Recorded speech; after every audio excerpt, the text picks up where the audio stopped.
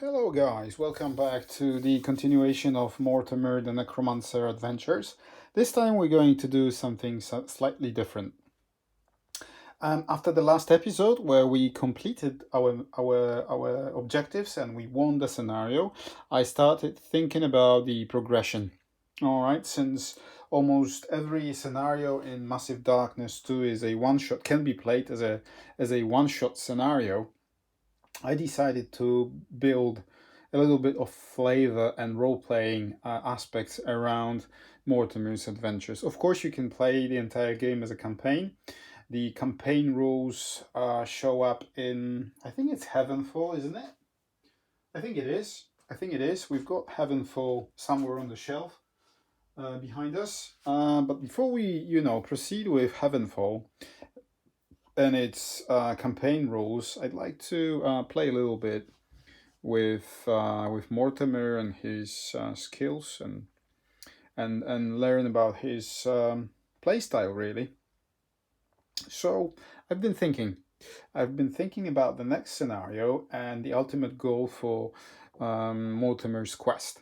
But before I tell you what it is, I want to show you what we've expanded and upgraded our decks of cards with. First of all, whoops, we've already seen her and I dropped her on the floor. Hopefully she didn't break. No, she didn't. She's a tough opponent and she's a tough miniature as well. We've already seen her in in the mission that we played. We pulled her card from the roaming monster levels 1 and 2. Her name is, well, she's a paragon, right? She comes from the Monks and Necromancers versus the Paragon box. And also this is the box that Mortemyr comes from. Also, monks are included. I haven't touched monks at all. I only browsed the manual and looks very, very interesting, with chakras and things like that. We will be playing monks in the future. They're not on our priority list. Somebody else is. I'll tell you more about it shortly, but this is Paragon, her miniature. We've seen her in our scenario that we played already, so we're adding her to the deck. All right, so next expansion that we incorporate to the game are Druids and Beelzebub. All right. We're adding his card. This is his level 1/2 roaming monster card. Here's our Beelzebub, and this is his miniature. Absolutely fantastic. I adore this miniature. It's like a Lord of Flies. Beelzebub in mythology is a Lord of Flies, right? So he's a gigantic fly with a skull. What are these? I don't know, like tiny little wings or something. He's carrying this massive staff with him. I'm not going to read through. I'm doing it on purpose. I don't want to know what his activation is all about. I want to explore, draw him from the deck when we go through the dungeon. So here it is. Yeah, I think he will be one of the first miniatures I will send for painting. Damn. Right, so Beelzebub, he joins the party, okay, as a roaming monster. So I already pulled all the cards and put them in respective decks. There we are. This is the box upside down, and this box comes with Druids, and they are a very interesting class. My younger daughter enjoys playing the Berko character, and she enjoys transforming into raccoon, eagle, and bear. And this, apart from shamans from the core box, are the characters on my priority list to play after I'm done with the Necromancer. So it's either the Shaman or the Druid that I'll be continuing my solo adventures with. So there you are, Druids and Beelzebub. They're joining the party. Now, what about the slightly bigger boxes? Okay, so the very first big box that we're incorporating into the gameplay is War of Souls. And who do we have here? We have Storm Elementals, we have Wraiths, and a Banshee as a roaming monster, right? Where is she? These are the miniatures. This is a Wraith, right? Fantastic. Reminds me a lot of the Dungeons and Dragons Wraiths. Look very similar to their representation. Right, so there she is. Okay, these are the standard Wraiths, so I suppose this is the leader, the boss. These are the minion Wraiths, also very nice. Wonder why they're bald, no hair. Interesting. Nice miniatures. Then we have the Storm Elementals. Yeah, these are nice. Look at them. Okay. So these are the minions, and this is the boss. Okay, with his lightning there in his hand. Going to strike you down with my lightning. So they will be joining the mob decks. And also, here she is, Banshee. There she is, Banshee, screaming Banshee. Right, look at that. Very nice miniature. Actually, hang on a minute. Bear with me. I'm going to show you something. Okay, some other Banshees that just arrived the other day from the guy who paints the miniatures for me. Look at that. So this is what the Banshee from the Warhammer Quest Cursed City looks like. Alright, so she came 2 or 3 days ago in a big box of painted miniatures. So this is what we can expect her to look like in the future. Right, so this is one Banshee. This is another one.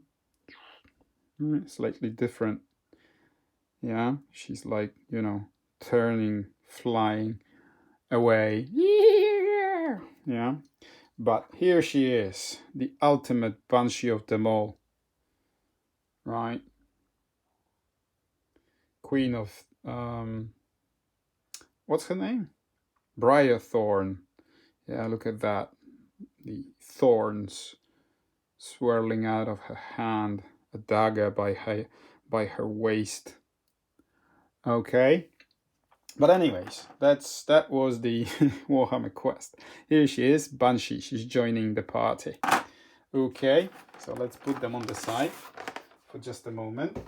Okay, these guys go to my miniatures pool. Now, the second medium box, if you like, is the Fey Folk. Right, here they are. And who do we have in there? We have Dark Pixie Minions and Harpies, right? And also Queen Canendra. Canedra, yeah, whatever. Whatever her name is.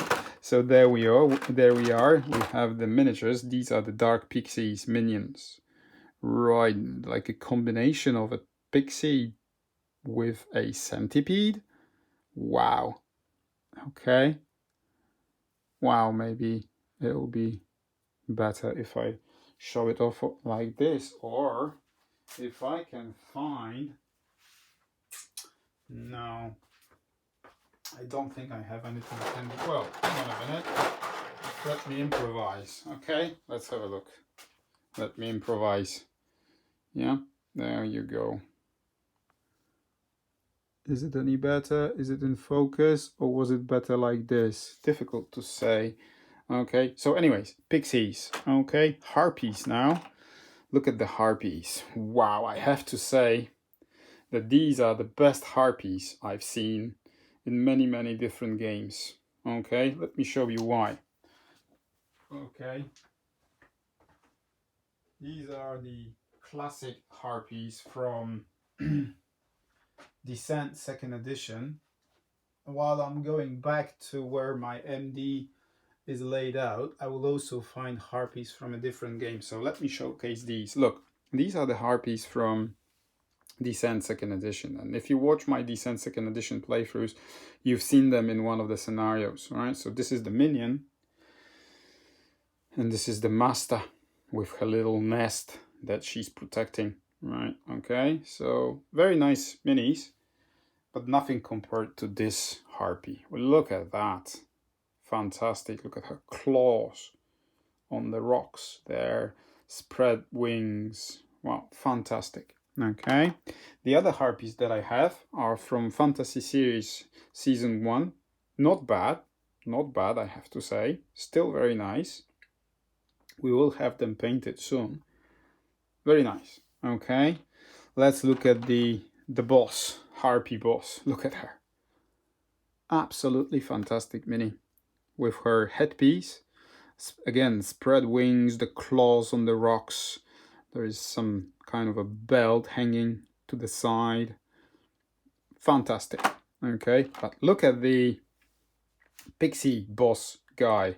Again, a combination of a pixie butterfly centipede with this massive staff, I suppose. And look at these horns. When we looked at the minions, nothing was telling us what to expect from this guy. Wow, can't wait to come across these guys on the battlefield in one of the missions. We'll see if we manage to pull them out of the deck. And this is our Queen Ciendra, I don't know. We'll come up with our own pronunciation of her name. But again, she's like a massive butterfly. Right, with some figures here. It's like a tree or something that she's standing on. 4 hands, big horns. Not too much detail on her face, but her butterfly wings, they look absolutely awesome. Where's her card, by the way? There she is. That's her card. This is how we're going to have her painted. Okay, in the very similar colors to represent what she's like in the game. All right, Queen Ciendra, I don't know. We'll come up with our own pronunciation. So there you go. Second medium-sized box, Feyfolk. Okay, I'll put them to the side to make room for the very last medium-sized expansion that we're adding to the game. And this one is called Gates of Hell, right? Gates of Hell. Our Gates of Hell introduce Cerberus, Shadow Demon, and their leader, together with Living Statue Minion and their leader. So let's have a look at them. All right. Let's start with the... What are you guys again? You are the Shadow Demon miniatures. All right, look at their massive hands. So something to do with her hands or claws. They actually look a lot like these guys. All right, don't they? Look at them. Do you recognize these? These are Urguls from Warhammer Quest Blackstone Fortress. So again, if you're watching my other playthrough of Warhammer Quest, we've come across these in one of our expeditions in one of the space stations. Okay.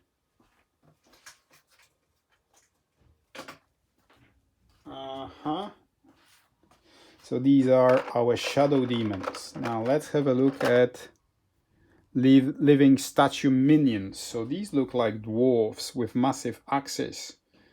Okay, very sturdy, massive things. Yeah, they look like proper dwarves. But for some reason they're called living statues. I suppose we'll find out as soon as we come across their mob cards. Okay. Then, since we're with the living statue miniatures, let's look at their boss. Look at this hammer. I think it's like a war hammer with this pig-like. Yeah, it looks like a pig. I have to say that people who design these at Simon, they're doing an an absolutely fantastic job. Look at the horn hanging by his waist, by his belt. Then he's got these braids on his beard. Wow, a proper dwarf. Well, living statue leader. Fantastic miniature. And let's have a look at the Shadow Demon leader. He looks slightly different. His hands are smaller. There is only one finger sticking out. Is it the middle finger though? Looks like it. Looks like it, mate. His wings, for some reason, he lost, a huge portion of it. But he looks terrifying. We'll find out as soon as we meet him. And the big bad dog himself. Looks like a Hydra, really. Cerberus. Right? Where is his card? Cerberus. Alright, look at that. 5 HP. We will be introducing all that as soon as we pull the card. When going for a scenario, I won't be reading or revealing that portion of this card for the time being. I suppose we'll find out when we meet him. But he looks absolutely fantastic. He will do an awesome job where we play him in our Dungeons and Dragons, especially Shardalon or Temple of Elemental Evil. He will fit in there very, very nicely. Okay, so there you are, Cerberus. I'll put you to the side. So there you go. I also introduced Heavenfall angels into the game. There they are. Heavenfall. Yeah. So these are the angels from Heavenfall expansion, and they look absolutely fantastic. This is just this is the boss, right? This is the minion, right? The standard angel looking like this, and this is his boss, fallen angel leader. But we've already seen them in one of our missions, so nothing too exciting there. Okay. And is there anything else that I wanted to mention? Yes, there is actually. Another thing that you saw me play with in one of the missions, and I forgot to introduce them. These guys from the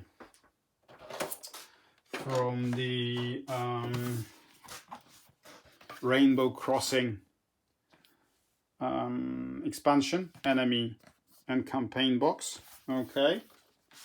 So this is actually, surprisingly, my younger daughter's favorite expansion, okay? And we're actually going to set it up tonight and play that.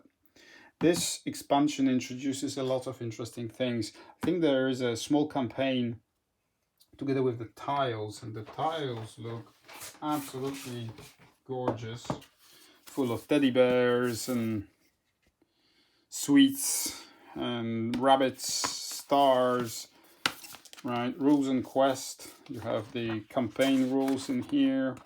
We actually played the very first mission the other day when we were playing, when we were learning the rules, the spiky umbrella. I have a feeling we're going to play super fluffy auras today. We'll see about that. But talking about auras, this is something else that you have seen me use and play with. Are the auras, and I find them absolutely fantastic addition to the game. So let me just quickly talk about the hang on, just move that slightly, move the camera slightly. Talk about the miniatures. We have the cupids and unicorns, right? The punicorns, what they call them. This is the standard punicorn, okay? And this is his boss. And as I said before, you've seen them already in the gameplays. But Hugbear is the one you haven't seen. Where is he? Where are you, matey? Where did I put you? There he is. Look at the size of that guy. and his massive necklace with a heart on it. And here is his boss card. Okay, I won't be going through that right now. The only thing that I noticed is that his HP is 40 per hero. Right. So I'm quite interested to see what he's all about. Looks like he's got some special, mechanics built in. So I'm really excited to see what he's all about, and maybe we will go through the second scenario tonight together with my daughters, and we'll learn more about that. But until then, these are joining the game properly right now. So I've mixed all the mob cards, roaming monsters cards, items, what have you. Everything is mixed out of these expansions that I've just showed you. Okay, let me put them away, because there's one final thing I'd like to talk about, which is just a minute, bear with me, almost there. Yeah, so this was the Gates of Hell expansion, but now comes the most important part. So, as I said in the beginning of this video, Mortemyr went into hell. He's looking for the ultimate answer, for his ultimate power, dark arts to raise the dead, summon the demons, and learn all about these dark arts. So he went to hell, and he left it disappointed. He did not learn too much about raising the dead. He only saw a lot of dead monsters, demons, and other evil beings. But to his disappointment, he did not learn anything new about dark arts of summoning the dead. So when he went back to town, he learned a lot about something special. He was told that he should learn more about collecting souls. Okay, so this is his next quest, Soul Collector. How fitting to his soul tracker. Okay, so he will pursue this quest and find out what he has to do in order to learn more about collecting souls, raising the dead, summoning the demons, and becoming the ultimate master of the dead. However, he also has his ultimate goal that he wants to pursue. And this comes with a different expansion. Okay, this comes with the Darkbringer Park. This is the massive box of goodies, and I want to show you something that we will finish our adventures, our Mortemyr's adventures with, because Mortemyr learned about Charon, the boss himself, the boss of the dead. He is the master of the underworld, master of the dead, and he wants to encounter him and defeat him in order to capture his power. Okay, so this is Charon, master of the underworld. So as soon as we complete the Soul Collector mission, thankfully through which we will learn more about dark arts, we will be able to prepare ourselves for the battle with the big boss of the underworld, Charon. So this is the ultimate goal for Mortemyr's adventures, and we shall pursue Charon in next episodes as soon as we complete the next scenario. So there we are.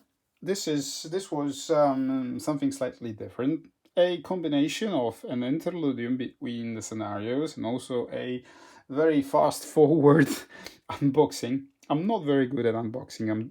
I get too excited about all these miniatures and components that I don't have, patience to go, piece by piece. There are other guys on YouTube that you've probably seen a dozen of times, and they do a fantastic job.